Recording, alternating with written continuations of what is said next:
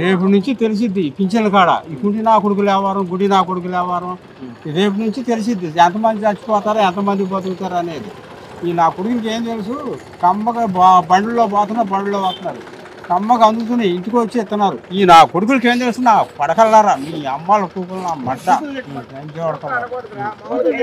సిగ్గు లేకుండా పడకల్లారా, సిగ్గు ఉందిరా మీ చరమందిరా మీ అమ్మ సుల్లి రోసేసాను నా పడకల్లారా, అమ్మ గాలి కూకులు నా మడ్డ. ఈ బాధ ఏందో మాకు తెలుసు, నా నడవలేని వాళ్ళకి నాకు పడకల్లారా. మీరే కమ్మకుండి బళ్ళలో పోయి బళ్ళలో అవుతారు, సిగ్గులేని నాకు పడకల్లారా. మీ ఇద్దరు సిగ్గు ఉంది అంటారు, నీ అమ్మ సిగ్గులేని పింఛన్ ఎప్పుడు రేపు ఇస్తారంట మరి? రేపు 3వ తారీఖు తెచ్చుకుంటా, నువ్వు పోతావా? తెచ్చుకుంటాడే. ఎందుకు బాధలు పడాలా, ఎంతసేపు బాధపడాలా? ఇటు వచ్చి ఇంట్లో ఇచ్చేవాడు కాను, ఇటు పోయి 4 ఇవాళ రేపు అందుతుంది 3వ తారీఖు అంతే 5వ తారీఖు అంతే తెలియదు. ఎంతమంది ఉంటారు వీళ్ళందరూ పోయి వీళ్ళే పోతారు తెలుగుదేశం వాళ్ళు మంగళెత్తున. మేము ఎప్పుడో లాస్ట్లో పోతాం పింఛన్కి, వాళ్ళే మంగళెత్తున పోయి తెచ్చుకుంటారు. ఏందబ్బా ఎంత బాధపడుతున్నాం మేము, అప్పుడు లేకుండా పోవాలి, ఇద్దరు రాకుండా పోవాలి. చెప్పుకోమను, నాకు ఏం బాధ లేదు, ఎవడికి చూసి నేను భయపడను. నాకు ఇళ్ళల్లో వాకిళ్ళు ఉంది, అన్నీ ఉన్నాయి, ఒకటి చూసి భయపడను. జగన్మోహన్ రెడ్డి పార్టీయే కావాలి మాకు. ఎవడు అసలు మంగళగిరి అంటే చెప్పమను అండి, అదేమొద్దు, గెలిచినట్టే. మందలగిరి అంటాడు. నువ్వు విన్నావా? మంగళగిరి అనడం చేత కాదు. ముఖ్యమంత్రి అయితే ఆయన ఎక్కడ ఉంటాడు, హైదరాబాద్లో చిత్తూరులోనో ఎక్కడో ఉంటాడు, ఇక్కడికి వస్తాడా? ఏం పేరు బాబు మీ పేరు? ఎప్పటి నుంచి ఉంటున్నా ఈ ఊర్లో? ఎట్లుంది జగన్ అన్న పరిపాలన, ఇలా ఉంది చంద్రబాబు పరిపాలన, ఇద్దరు ఇట్లా చూశారు కదా మీరు, ఎంతో మందిని చూశారు కదా, ఎవరు బాగుంది? పథకాలు వస్తున్నాయి బాగానే అన్ని? నీకేమేమి వచ్చినాయి? నాకు మా పిల్లలకి అమ్మఒడి వస్తుంది, మరి నాకు పెన్షన్ వస్తుంది, మా వాళ్ళకి ఇది కూడా 16 ఏళ్ళు 18 అది వస్తుంది. బాగుంది, మంచిగా ఉందంటూ. అలా జగన్ వస్తే బాగుంటుందా చంద్రబాబు వస్తే బాగుంటుందా? చంద్రబాబు వస్తే తోక కత్తిస్తాడు, ఆ తోక కత్తిరేయటం మా వద్దులేదు. ఎందుకు ఏం చేస్తారు తోక కత్తిరిస్తారంటే? తోక కత్తిరిస్తారంటే మీరు పెట్టుగా మాట్లాడితే మీరు తోక కత్తిరిస్తానంటాడు, ఆడు మాట్లాడదానికి పేరు ఉండదు, అది తేడా. ఇప్పుడు ఇప్పటి వరకు వాలంటీర్లు ఉండే, మరి రేపటి నుంచి వాలంటీర్లు ఉండలేరు, మీరే పోయి తెచ్చుకోవాలి పింఛన్, ఎట్లా అనిపిస్తుంది మరి?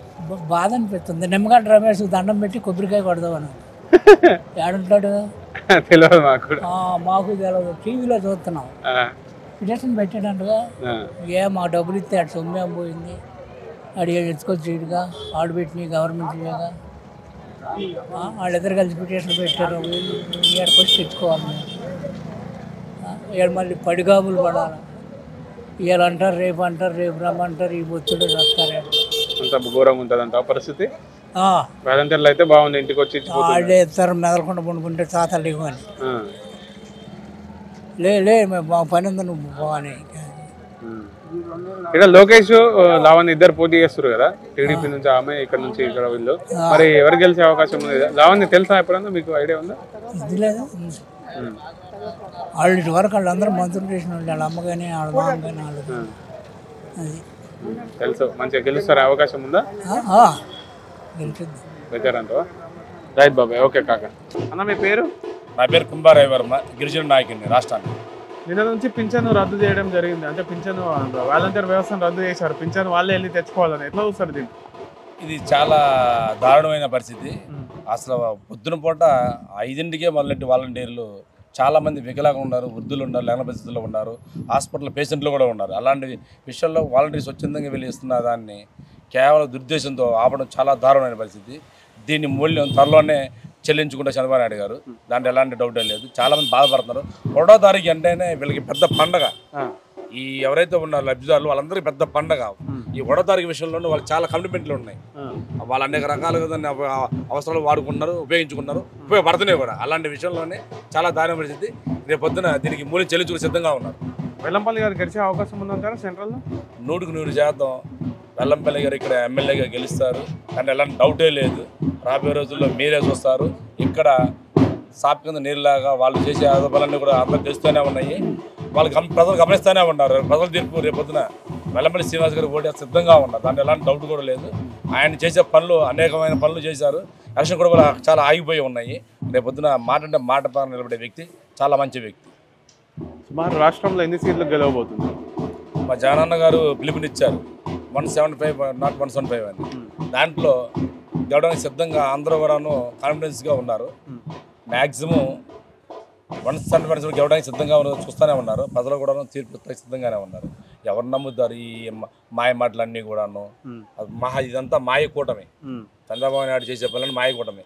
మేము పెట్టిన పథకాలన్నీ కూడాను పేర్లు మార్చి మేము ఇస్తామంటే గతంలో ఇచ్చింది లేదు, పెట్టింది లేదు, రాష్ట్రాన్ని బాగు చేసింది లేదు. ఆ రాష్ట్రాన్ని అప్పుల ముంచి వెళ్ళిపోయిన వ్యక్తి ఆయన వ్యక్తి.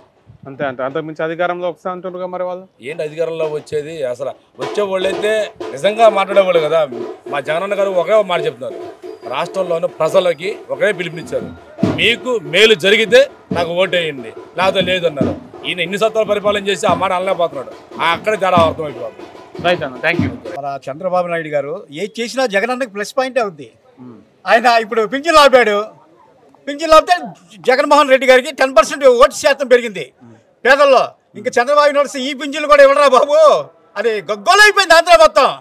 మరి నడవలేని వాళ్ళు ఉంటారు, వృద్ధాపులు ఉంటారు, అనేక రకాల వాళ్ళు ఈ సచివాలయాలకు వెళ్ళి తీసుకోమన్నాడు. ఎక్కడ తీసుకుంటారు? నాలా ఓపిక గల్లోకి వెళ్తారు. అందరూ ఎక్కడ వెళ్తారు? 10% ఓటు శాతం పెరిగింది. చంద్రబాబు నాయుడు ఏ నిర్ణయం తీసుకున్నా మన జగన్మోహన్ రెడ్డికి ప్లస్ పాయింట్ అవుతుంది. అది పింఛన్ నీకు వస్తుందా? నాకు వస్తుంది నాన్న. రేపటి నుంచి నడుచుకుంటూ అవుతావా? మరి నేను నడుస్తాను నాన్న. నడవలేని వాళ్ళు ఉంటారు కదా నాన్న, 70 ఏళ్ళు ఉన్నారు, 75 ఏళ్ళు ఉన్నారు, వాళ్ళు ఏం నడుస్తారు నాన్న. మరి ఇది చంద్రబాబు నాయుడు గారు ఏది చేసినా జగన్ ప్లస్ పాయింట్ అవుతుంది. అది అధికారంలోకి వస్తారా మరి వైసీపీ ఏ పింఛన్లు ఇవ్వకుండా పథకాలు ఇస్తానన్నప్పుడే 151, 22 వచ్చినాయి. ఇప్పుడు పథకాలన్నీ ఇచ్చాడు. మరి పథకాలన్నీ ఇచ్చినప్పుడు జగన్మోహన్ రెడ్డి ఆయన ఆత్మ అంతా నిండిపోయింది. 175, 25 వస్తాయి. ఎందుకంటే పేదల ఆత్మ అంతా ఆయన ఆత్మలో కలిసిపోయింది. ఆయన ఏదంటే జరుగుద్ది. అది విశ్వశక్తి ఉంది ఆయనకి. జగన్మోహన్ రెడ్డి ఒక మనిషి కాదు, ఒక శక్తి. అది చంద్రబాబు గెలుస్తారా లోకూపంలో? చంద్రబాబు నాయుడు దేవాన్స్ ఆడుకుంటాడు అన్న. లోకేష్ చంద్రబాబు నాయుడు గారు దేవాన్స్ ఆడుకుంటారు. అది చంద్రబాబు నాయుడు గారు లోకేష్ బాబు దేవాన్స్ ఆడుకుంటారు. అది 175 వస్తున్నారు కదా.